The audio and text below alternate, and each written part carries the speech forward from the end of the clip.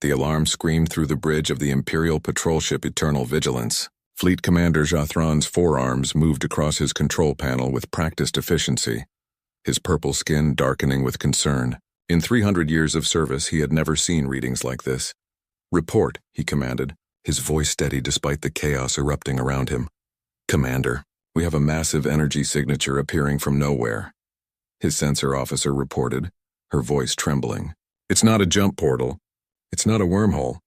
It's something else entirely." Jathron leaned forward in his command chair. Space itself was tearing open before them, a wound in reality that pulsed with colors that had no name. His ship's computers screamed warnings about radiation levels, gravitational anomalies, and energy outputs that should not exist. Then it appeared. The ship that emerged was unlike anything in the Imperial database. It was enormous, easily 3 times the size of his flagship. Its hull was smooth and dark, absorbing light rather than reflecting it. Strange symbols marked its side, and weapons ports dotted its surface like the eyes of some ancient predator. The design was alien, aggressive, and beautiful in a terrifying way. "All ships battle stations," Jathron ordered.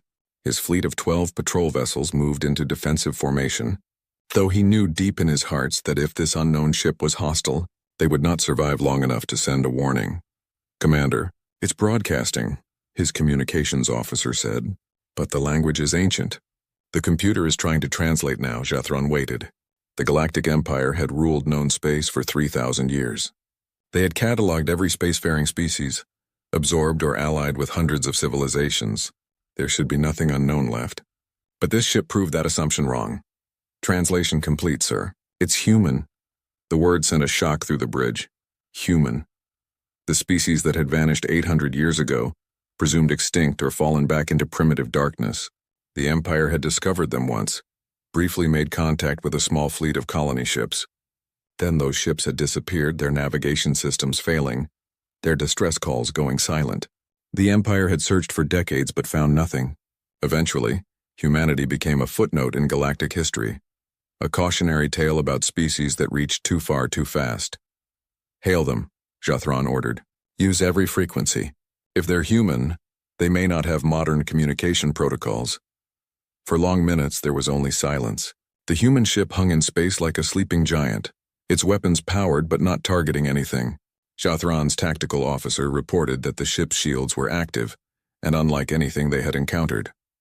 They seemed to shift and phase, making it impossible to get accurate readings. Then the response came. "This is the United Earth Systems Navy ship Indomitable. We received your hails but needed time to verify you weren't hostile. Identify yourselves and state your intentions." The voice was female, speaking in flawless Imperial standard.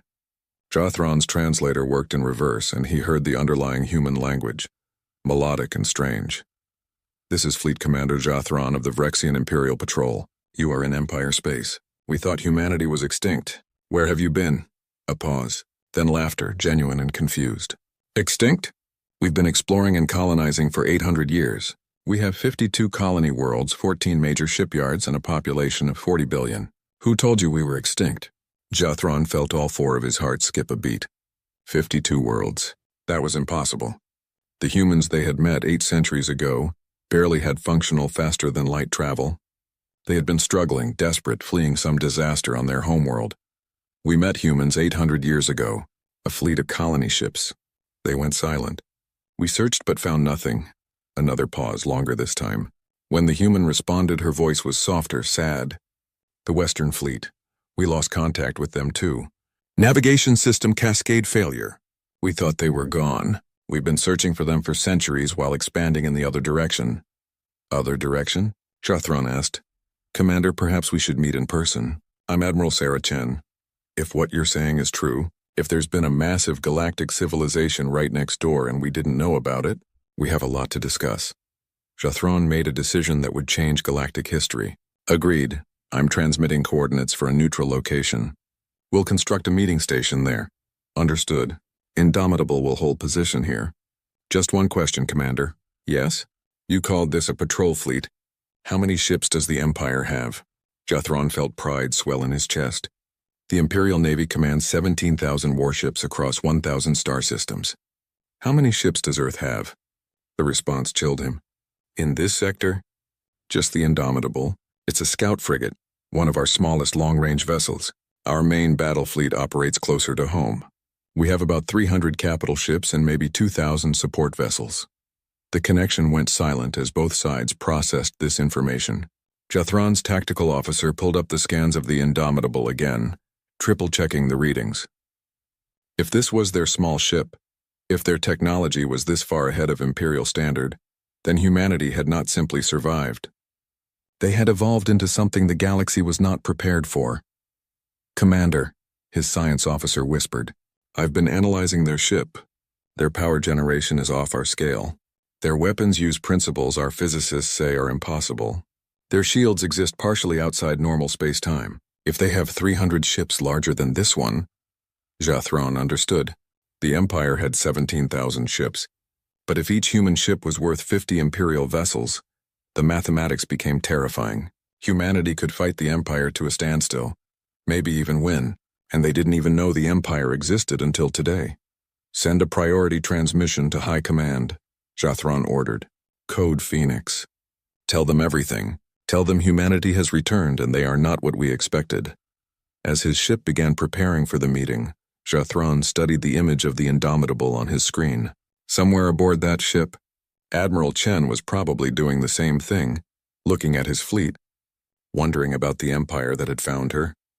800 years ago, humanity had been fleeing something, desperate and afraid.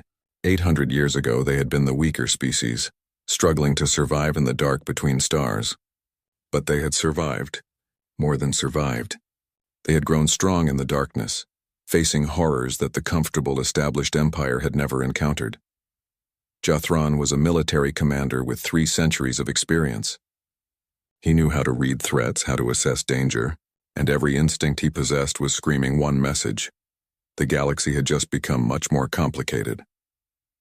On his screen, the Indomitable rotated slowly, its dark hull reflecting starlight like a mirror. It looked like a predator.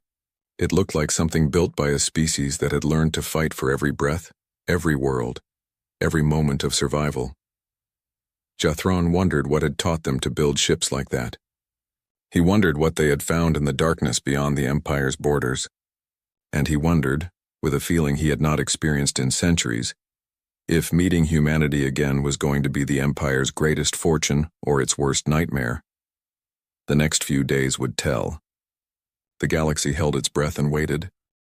The neutral station took shape in 3 days, a hastily constructed platform of Imperial materials and human technology. It floated in empty space between the 2 fleets like a fragile bridge over an abyss. Counselor Mervan stood at the airlock, his scales shifting through nervous colors as he waited for the human delegation to arrive. Mervan was a diplomat with 200 years of experience. He had negotiated treaties with dozens of species, ended wars, prevented conflicts, but he had never been this frightened. Behind him, Fleet Commander Jathron stood in full military dress, a reminder that if diplomacy failed, force was ready. The human shuttle docked with a hiss of equalizing pressure. The airlock opened and Admiral Sarah Chen stepped through. She was smaller than Mervan expected. Humans were shorter than most galactic species, their 2 arms seeming inadequate compared to the Vrexians' 4 or the Kelthians' 6. But there was something in the way she moved, a confidence and precision that spoke of danger. Her dark hair was pulled back and her eyes swept the station with tactical awareness. "Counselor Mervan, Fleet Commander Jathron," she said, her voice calm. "Thank you for arranging this meeting." 2 other humans followed her. One was a massive male with scars across his face, wearing armor that looked like it had seen real combat. The other was a younger woman with bright eyes and devices covering her arms that Mervan's sensors identified as advanced computing interfaces. "Admiral Chen," Mervan said, his translator converting his words to human language. "Welcome. Please let us begin. We have much to discuss." They moved to the conference room, a circular space with holographic displays floating in the center. As they sat, Mervan activated the recorder. This conversation would be studied by historians for centuries. "Let's start with the obvious question," Chen said. "You thought we were extinct. We thought we were alone. How did this happen?" Jathron leaned forward. 800 years ago, Imperial scouts encountered human colony ships in the Outer Rim. 20 vessels carrying maybe 50,000 people. They were using crude, faster-than-light drives, barely able to maintain cohesion. We offered help. They were grateful but cautious. Then their navigation systems failed. All 20 ships. They sent distress calls and disappeared. We searched for 50 years. Found nothing. We assumed you all died. Chen's expression darkened. The Western Fleet. Earth sent 4 colony fleets when we left home. North, south, east, and west. We were running from something, spreading ourselves across the galaxy to survive. The Western Fleet was supposed to stay in contact. They didn't. We thought they were lost to space pirates or maybe a navigation accident. We've been looking for them for centuries. Running from what? Mervan asked. The scarred human answered, his voice rough. War. Earth had a war that nearly destroyed everything. Nuclear weapons, biological plagues, AI that turned against us. We survived, but barely. The colony fleets were our backup plan. If Earth died, humanity would live on in the stars. Jathron's combat instincts tingled. But Earth survived. Yes, Chen said. We rebuilt. It took a century, but we rebuilt. And then we started expanding. The eastern and southern fleets thrived. We found habitable worlds, established colonies, developed new technologies. We had to, because space was not empty. The young woman with the computers activated a holographic display. Images appeared and Mervan felt his blood chill. Massive machines, swarms of them, consuming everything in their path. Living ships made of twisted organic metal. Spatial anomalies that seemed alive, hungry. We found things out there, Chen said quietly. Things the Empire never encountered because you stayed in your comfortable, mapped territory. We were in the deep darkness beyond the known systems. We found horrors. The Harvesters, Jathron said, studying the images. What are they? Self-replicating AI war machines, the young woman explained. No one knows who built them. They consume entire planets for raw materials, turn them into more machines. We've been fighting them for 600 years. They're why we developed the technology we have. It wasn't a choice. It was survival. Mervan understood now. Humanity hadn't advanced because they were brilliant or lucky. They had advanced because they had faced extinction repeatedly and refused to die. Every technology, every weapon, every ship was paid for in blood. How many have you lost? Mervan asked softly. 14 colony worlds, Chen said. Completely consumed. Maybe 7 billion people over the centuries. We evacuate when we can, but sometimes we don't get warning. Sometimes we just find the planet stripped to the core. Nothing left but machines building more machines. Silence filled the room. The Empire had fought wars, but nothing like this. They had conflicts over territory, resources, ideology, but they had never fought for pure survival against an enemy that wanted to turn everything they were into raw materials. And now you're here, Jathron said. Your scout frigate found us by accident. We've been expanding our search grid, Chen explained. Looking for the Western Fleet, looking for new threats, looking for anything. The Indomitable was surveying this sector.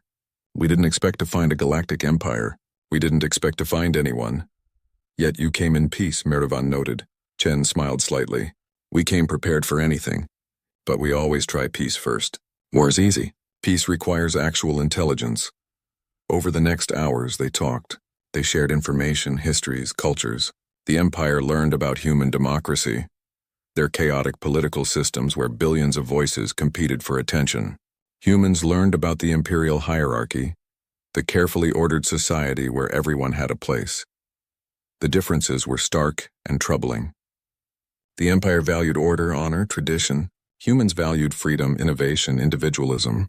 The Empire made decisions slowly, carefully, with consensus from hundreds of worlds. Humans made decisions fast, sometimes recklessly, with leaders empowered to act independently. How do you govern without chaos? Mervan asked. Your system seems designed to create conflict. It does create conflict, Chen admitted. We argue constantly, but that argument makes us stronger. Every idea gets challenged. Every plan gets tested. Nothing survives just because it's traditional. It has to actually work, and if it doesn't work, Jathron asked, we adapt, we change. We try something else. Chen leaned back. Commander, my ship's AI told me something interesting. In the 800 years we've been apart, the Empire has had almost no major technological advances. Your ships today are barely different from your ships 8 centuries ago. Am I wrong? Jathron's skin darkened with embarrassment. She was not wrong. The Empire was stable, comfortable, successful. Why change what worked? Meanwhile, Chen continued, Humans went from barely functional FTL to quantum displacement drives. We had to, because standing still meant dying. As the meeting stretched into its 10th hour, alarms suddenly screamed. Jothron's communicator erupted with urgent messages. The young humans' computers flashed red warnings. "Commander, we're detecting an energy signature," his bridge reported. "Similar to what appeared before the Indomitable arrived, but larger. Much larger." Chen was already on her feet, her casual demeanor gone, replaced by pure combat readiness. "Counselor Commander, we need to evacuate this station now. If what I think is happening, we're all in danger." "What's happening?" Mervyn demanded. Chen's face was grim. "The harvesters. They must have followed the Indomitable's quantum trail. They found us. And they found you." On the holographic display, space was tearing open. But this time it wasn't one ship emerging. It was hundreds, thousands. A swarm of machines, their hulls covered in weapons, their cores pulsing with stolen energy from consumed worlds. Jothron stared at the approaching fleet, understanding with horrible clarity that everything had changed. The Empire was about to experience what humanity had lived through for 6 centuries. They were about to learn what it meant to fight an enemy that would never stop, never negotiate, never show mercy. "Get everyone to their ships," Chen ordered. "Commander, you need to evacuate this sector. Get your civilians out. This is going to get very bad very fast." But Jothron was a warrior. He had sworn oaths. "This is Empire space. We don't run." Chen looked at him with something like respect mixed with pity. "Commander, you're brave, but you have no idea what's coming. Your weapons won't work on them.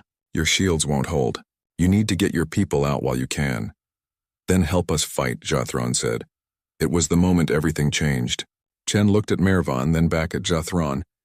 She had no orders to help. The Empire was nothing to Earth, just strangers met by accident. She should take her ship and go. Let the Empire learn its lessons the hard way, but she didn't. "Indomitable, this is Admiral Chen. Battle stations. We're going to war." The Harvester fleet emerged from the wound in space like insects pouring from a disturbed nest. 3,000 ships, each one a nightmare of angular metal and pulsing energy cores. They moved with insect precision, forming attack patterns that spoke of hive intelligence and cold calculation. Fleet Commander Jothron watched from his flagship's bridge as his patrol fleet moved to intercept. 12 ships against 3,000. The mathematics were impossible, but honor demanded he try. Behind him, the colony world of Rexia Prime held 14 billion souls. He would not let them die without a fight. "All ships, attack pattern Theta," he commanded. "Target the lead vessels. Fire on my mark." His fleet opened fire. Energy beams and plasma torpedoes streaked across space, hitting the approaching machines. The weapons struck.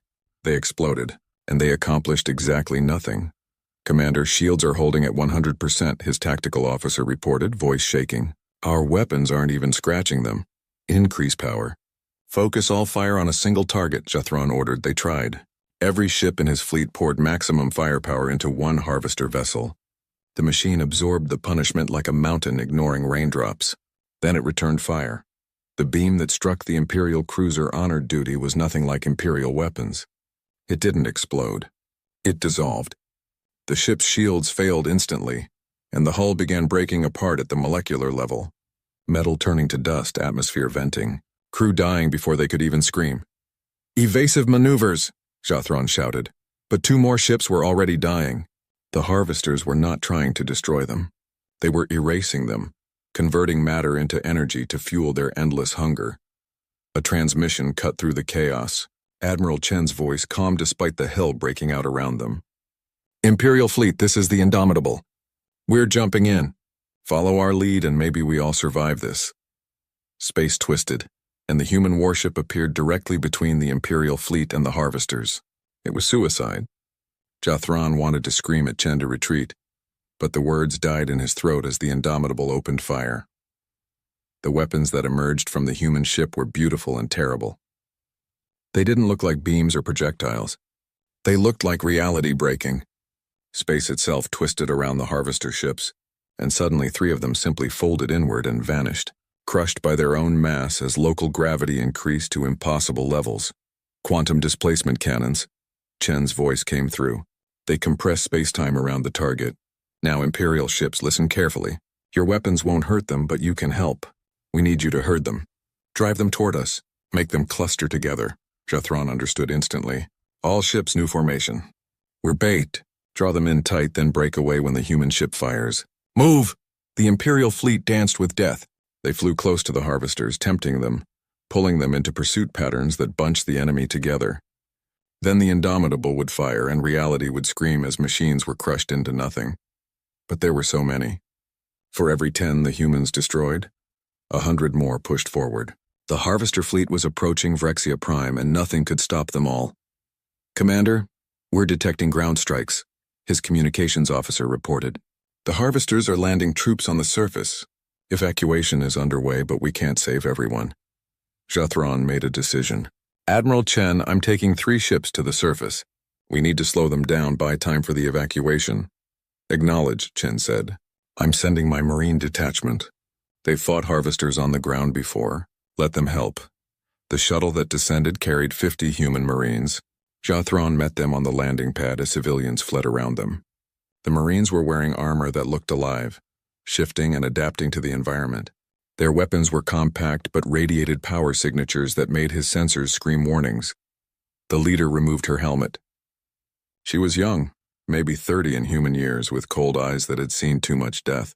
Colonel Rodriguez. Where do you need us? The capital city, Jathron said. 3 million civilians still evacuating. The harvesters are breaking through our defenses. Show me. They flew over a war zone. Harvester machines were tearing through the city, consuming buildings, vehicles, anything made of metal. Imperial soldiers fought bravely but uselessly. Their weapons sparked harmlessly off the machine hulls. Civilians died as drones swept through streets, targeting anything that moved. The human shuttle dropped low and the Marines deployed. Jathron watched from above as they engaged the enemy, and he finally understood why humanity had survived 600 years of this hell. The Marines moved like they were part of some greater organism, each one covering the others, never staying in one place, constantly adapting. Their weapons fired rounds that exploded inside the harvester machines, disrupting their quantum cores. They used grenades that created localized electromagnetic pulses, shutting down the drones. One Marine pulled out what looked like a simple blade, but when she drove it into a machine's core, it screamed and died, its systems completely fried. Quantum disruption blades, Rodriguez explained over the radio. We learned that harvesters have a weakness. Hit the core directly with quantum interference and they shut down. The trick is getting close enough. Getting close meant being within reach of weapons designed to kill. Jathron watched a Marine get hit, the armor absorbing most of the impact but the soldier still going down. Immediately, 2 others covered the retreat, dragging their comrade to safety while maintaining suppressing fire. They fought for 6 hours. 6 brutal, bloody hours. The Marines killed hundreds of machines, saved thousands of civilians, held impossible lines against overwhelming odds, and they did it with casual efficiency, like they had done it 1,000 times before. Because they had, Jathron fought alongside them, his 4 arms wielding Imperial weapons that did nothing, then switching to a spare human rifle that one Marine gave him. The weapon felt strange in his grip, too light, too precise. But when he fired, harvesters died. He learned their tactics, their weaknesses, the way they moved and thought. He learned how to survive against an enemy that should not be survivable. Above them, the space battle raged.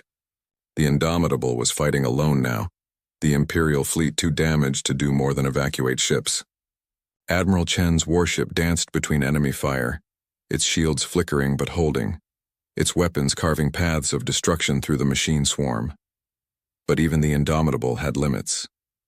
Jathron watched from the ground as the human ship took hit after hit, its armor blackening, sections venting atmosphere. It was dying to save a world it had no connection to, protecting people it had met only days ago. All Imperial ships capable of flight, Jathron transmitted. Ramming speed. Target the largest harvester vessels. If we're dying today, we die like warriors. Commander, wait, Chen's voice cut through. Don't throw your lives away. I have one more trick. The Indomitable stopped firing. It stopped moving. It just hung in space while harvesters converged on it from every direction. Jathron screamed for Chen to move, to run, but she didn't respond. Then the human ship exploded. Not destroyed. It detonated deliberately, a massive pulse of energy that radiated outward in every direction. It washed over the harvester fleet, and wherever it touched, machines shut down. Their weapons went dark. Their engines died. 3,000 ships became 3,000 pieces of dead metal, drifting helplessly in the void. The silence was profound. "Chen!" Jathron shouted into his communicator. "Admiral Chen, respond." Static. Nothing but static, then faintly a weak signal. "Still here, Commander. That was an electromagnetic pulse bomb. We've been carrying it for emergencies. Shuts down everything electronic within a light-minute radius, including life support. How long can you survive? Maybe an hour on backup systems. After that, we suffocate." Jathron looked at his fleet, at the damaged ships barely holding together. Then he looked at his people, at the Marines who had fought beside his soldiers, at the civilians who had been saved by human courage. "All ships. Rescue operations. I want every human on that ship brought aboard Imperial vessels. Move fast. And someone find me an engineer who can restart their systems." They saved them. Barely. The Indomitable's crew was evacuated with minutes to spare. Admiral Chen the last to leave her ship. When she stepped onto Jathron's bridge, she was covered in soot, bleeding from a dozen cuts, exhausted beyond measure. But she smiled. "Thank you," she said simply. Jathron extended all four arms in the Rexian gesture of respect. "Thank you, Admiral. You saved my world. You saved my people." Chen looked out at the field of dead harvester ships. "Commander, I need to tell you something. This was just a scouting force, a test. The main harvester armada is still out there, and if they followed my ship here, they know about the Empire now. They'll come for your worlds. All of them. How long do we have?" Maybe a month. "Maybe less. They'll bring everything. Millions of ships. And without the Indomitable operational, without more human ships, the Empire can't stop them." Counselor Mirvan, who had been coordinating the evacuation, stepped forward. "Then we need an alliance. Official. Immediate. Humanity and the Empire together." "The Emperor will never agree," Jathron said bitterly. "He'll see it as weakness." "Then we make him agree," Mirvan said with surprising steel in his voice. The Imperial throne room was designed to make visitors feel small. It stretched for 100 meters, lined with pillars carved from single pieces of crystal that caught and reflected light in dazzling patterns. At the far end, elevated on a platform that required climbing 50 steps, sat Emperor Vox, then the Eternal, ruler of 1,000 worlds, the most powerful being in the galaxy. Until today. Admiral Sarah Chen climbed those steps with Fleet Commander Jathron at her side, and she did not feel small. She felt angry. 3 days of political maneuvering, 3 days of bureaucrats arguing while the Harvester main armada crept closer. 3 days wasted when they should have been preparing for war. The Emperor was old, maybe 500 years by Imperial standards, his scales dulled with age but his eyes still sharp. He studied Chen as she approached, his expression unreadable. "So," he said, his voice carrying across the vast chamber, "this is the human who destroyed a harvester fleet with a single ship. You have caused quite a stir in my empire, Admiral Chen." "Your Majesty," Chen said, using the formal title that had been drilled into her. "I caused nothing. The harvesters did. I just helped clean up the mess." Murmurs rippled through the assembled courtiers. Humans were supposed to be diplomatic, grateful, humble before the Emperor's magnificence. Chen was none of those things. "You are direct," the Emperor observed. "Your reputation precedes you. Fleet Commander Jathron speaks highly of your combat abilities. Counselor Mirvan advocates loudly for an alliance. But I am curious, Admiral. Why should the Empire tie itself to humanity? We have managed quite well for 3,000 years without you." Chen had prepared for this question. She pulled out a small device and activated it. A holographic projection filled the throne room, showing the Harvester main armada. The assembled courtiers gasped. The fleet was incomprehensibly large, a swarm that blotted out stars. "This is why, Your Majesty. This fleet is heading toward your space. It will arrive in 18 days. When it does, every world in the Empire will be consumed. Every person, every city, every ship. Gone. Converted into raw materials to build more machines. Your 3,000 years of civilization will become fuel for an endless army. The Imperial Navy can defend us," a military advisor said. "We have 17,000 warships.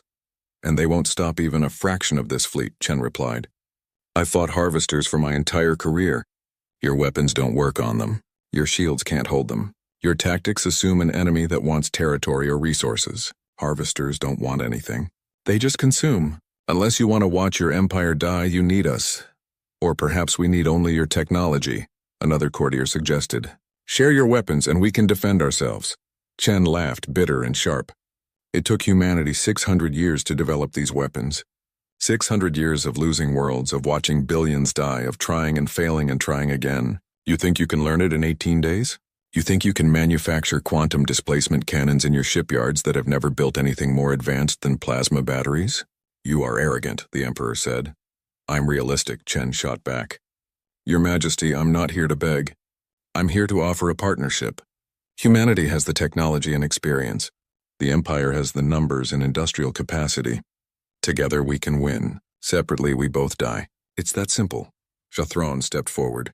Your Majesty, I fought beside the humans on Vrexia Prime. I watched 50 of their marines hold off thousands of harvesters. I watched their ship sacrifice itself to save my world. They are warriors of the highest caliber. This is not an insult to the Empire. This is reality. We need them. The Emperor was silent for a long moment. Then he spoke, his voice heavy with the weight of 3 millennia of rule. If I agree to this alliance, I acknowledge that the Empire cannot protect itself. I show weakness to every rival, every ambitious faction within my own government. I risk civil war for the sake of an external threat that may never arrive. It will arrive, Chen said quietly. I've seen it happen. I watched machines consume my home colony when I was 10 years old. I watched my parents die trying to buy time for evacuation ships. I spent my entire life fighting this enemy. They will come. The only question is whether you'll face them alone or with allies.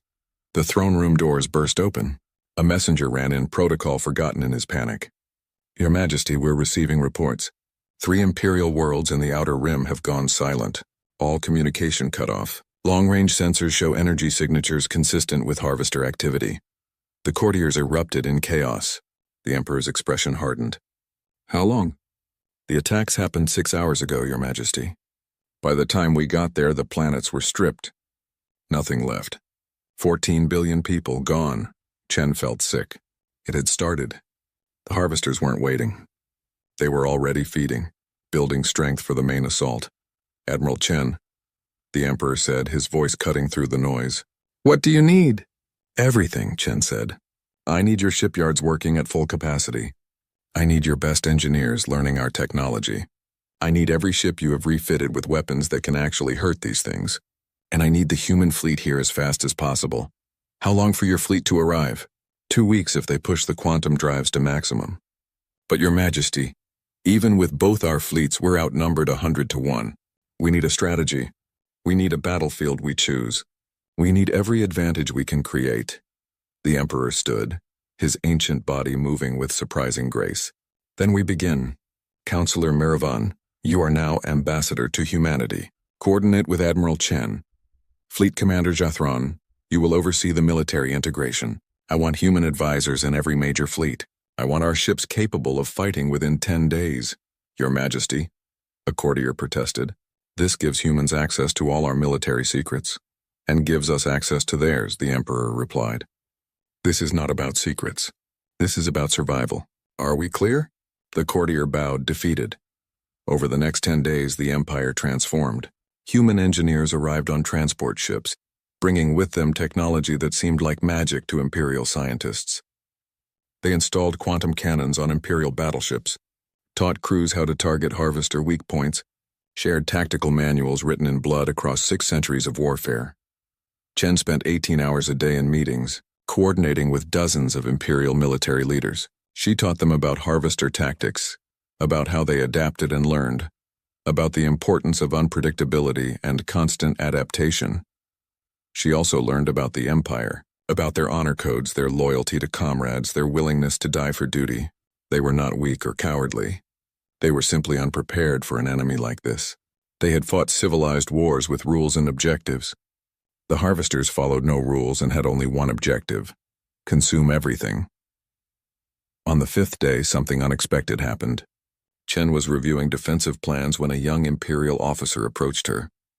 His name was Kethran, a tactical specialist who had been asking sharp, intelligent questions. Admiral, he said hesitantly, I wanted to thank you. For what? For showing us what we needed to see. The Empire has grown comfortable, safe. We forgot what it means to fight for survival. You reminded us, Chen studied him. Fighting for survival is terrible, officer. I don't recommend it, but it makes you strong. Humanity faced horrors and became stronger. The Empire faced nothing and became soft. Perhaps this war is what we needed. No, Chen said firmly. War is never what anyone needs. War is what happens when everything else fails. Don't romanticize it. People will die. Billions of people. Good people. People with families and dreams and futures. They'll die because machines decided organic life is inefficient. There's nothing noble or necessary about that. It's just tragedy.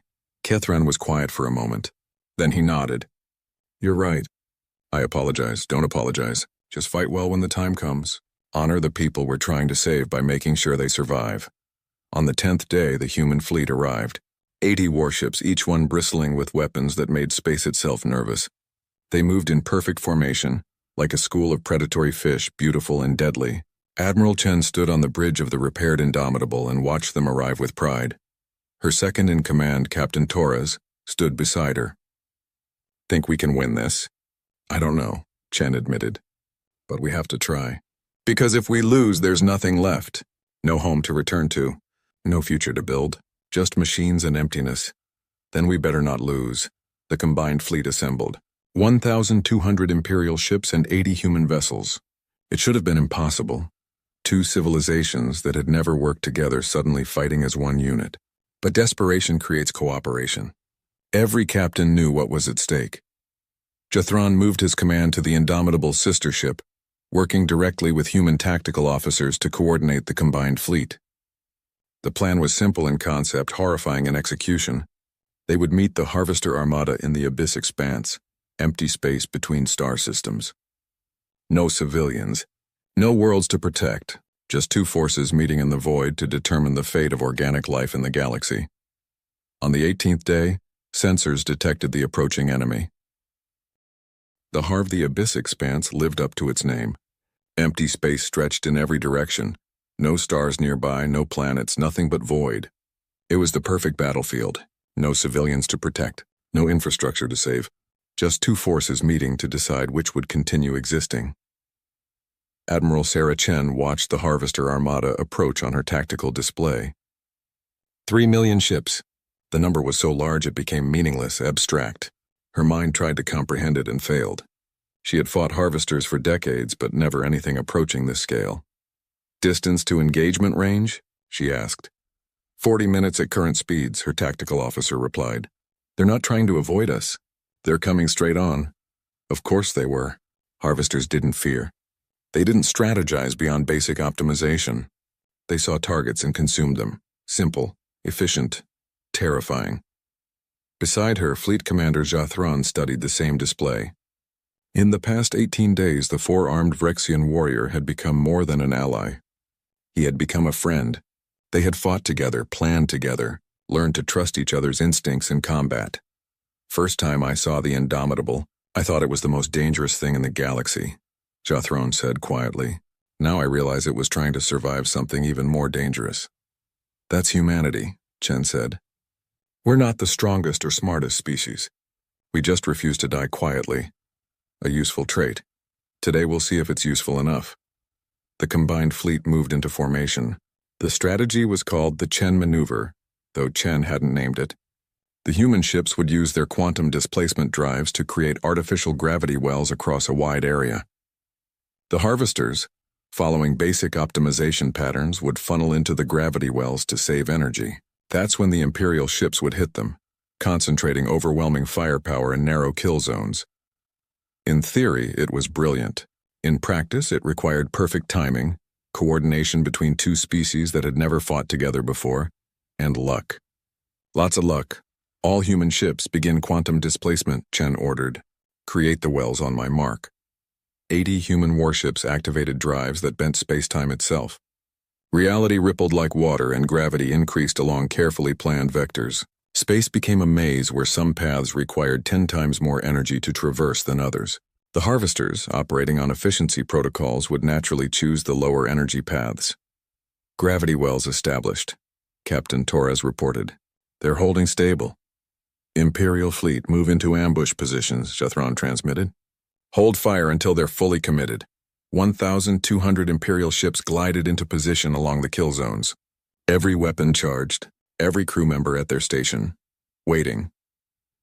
The Harvester Armada reached the gravity wells and did exactly what Chen predicted. The swarm began funneling into the low-energy corridors, clustering together, concentrating their forces into narrow channels. They didn't see the trap because they weren't designed to see traps. They only saw optimal paths. Now, Chen whispered. All Imperial ships fire. Shathran roared. Space erupted in light. 1,200 ships unleashed everything they had into tightly packed harvester formations. The new quantum cannons, installed by human engineers over the past 10 days, ripped through machine hulls. Plasma torpedoes found weak points. Kinetic kill vehicles slammed into cores at relativistic speeds. Harvester ships died. Hundreds of them. Thousands of them. The kill zones became graveyards of twisted metal and vented atmosphere. For a glorious moment, Chen let herself believe it would work. Then the harvesters adapted. That was the thing about self-learning machines. They learned fast. The swarm recognized the trap and stopped funneling. Instead, they spread out, accepting the higher energy cost to attack from every direction at once. The gravity wells that were supposed to control them became irrelevant. They're surrounding us, Torres said, his voice tight. Flanking maneuvers on all vectors. All ships collapse formation, Chen ordered. Form defensive sphere. Protect the Imperial vessels. The human ships moved with practiced precision, forming a protective shell around the less maneuverable Imperial fleet. The harvesters swarmed in and the real battle began. It was chaos. Beautiful, terrible chaos. Human ships darted and weaved, their superior maneuverability allowing them to dance between enemy fire. Imperial ships held the center, their massed firepower creating zones of death that even harvesters hesitated to enter.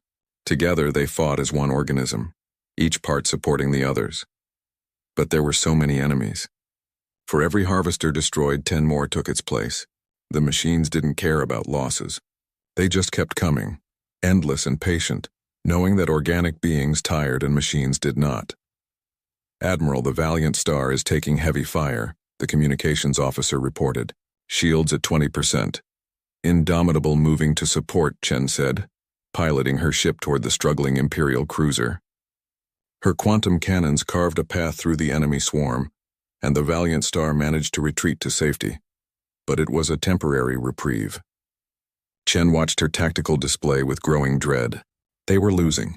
Slowly but inevitably, ship by ship, the combined fleet was being whittled down. In 2 hours, maybe 3, they would be overwhelmed. We need the Cascade device, Torres said quietly. Chen had hoped to avoid this.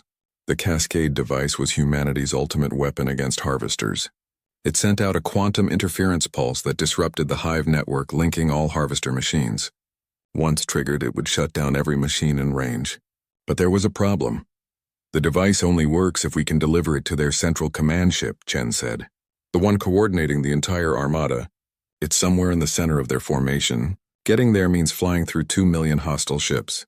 It's suicide. Then we die fighting instead of waiting, Torres replied. Admiral, we all knew this was a one-way mission. Let's make it count. Chen looked around the bridge at her crew, young faces and old humans who had signed up knowing they might not survive. They weren't afraid. They were ready. She opened a channel to the entire fleet. All ships, this is Admiral Chen. We have a weapon that can end this, but someone needs to deliver it to the heart of the enemy formation. I'm taking the Indomitable in. Continue the fight. Protect the Empire. If we succeed, you'll know. The machines will go dark. Admiral, wait, Shathran's voice cut in. You can't do this alone.